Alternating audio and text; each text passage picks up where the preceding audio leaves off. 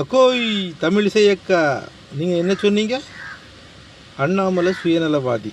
இப்படியே பேசிகிட்டு இருந்தீங்க வச்சுடுங்க, உங்கள் மரியாதை கொஞ்சம் கொஞ்சமாக இறங்கிட்டு இருக்கும். பார்த்து கவனமாக பேசுங்க. இதெல்லாம் ஒரு மூஞ்சி. உங்கள் மூஞ்சை பார்த்தாலே ஒருத்தனும் ஓட்டு போட மாட்டான்.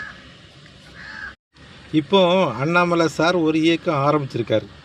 இதிலிருந்து என்ன தெரியும்னா, உண்மையாக இந்த தேசத்திற்காகவும் உண்மையாகவும் நேர்மையாகவும் பாரதிய ஜனதா கட்சிக்கு பாடுபட்டவர்கள் யார், பதவிக்காகவும் பணத்திற்காகவும் பாடுபட்டவர்கள் யார் என்ற உண்மை தெரிய வரும்.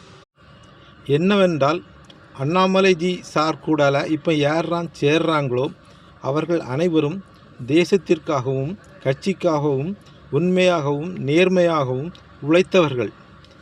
சேராதவர்கள் பதவிக்காகவும் பணத்திற்காகவும் பாரதிய ஜனதா கட்சியில் இருந்தவர்கள் என்ற உண்மை தெரிய வரும். இதில் நீங்கள் பதவிக்காக இருந்தீர்களா இல்லை பணத்திற்காக இருந்தீர்களா என்றது உங்களுக்கு தான் தெரியும், எங்களுக்கு தெரியாது. ஆனால் இப்போது அது தெரிய வரும். குளத்தில் தண்ணி இருந்தால் தான் தாமரைப்பூ மலரும். அந்த தண்ணியை வரக்கூடிய மடையை அடைச்சி வச்சது நீங்கள்.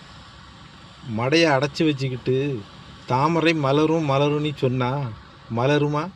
மலரவே மலராது. இப்போ என்னாச்சுன்னா, மடையை பொத்துக்கிட்டு தண்ணி குளத்துக்குள்ளே சாடிச்சு. குளம் ஓவர்ஃபுல்லாகி தண்ணி அவ்வளோ வெளியே சாடுது. அந்த தாமரை செடியெல்லாம் அடித்து பிச்சுட்டு குளத்துக்கு வெளியே கொண்டு தள்ளிச்சு. தாமரையே காணலை. ஒவ்வொன்றா அவ்வளோ தாமரையும் போயிட்டு.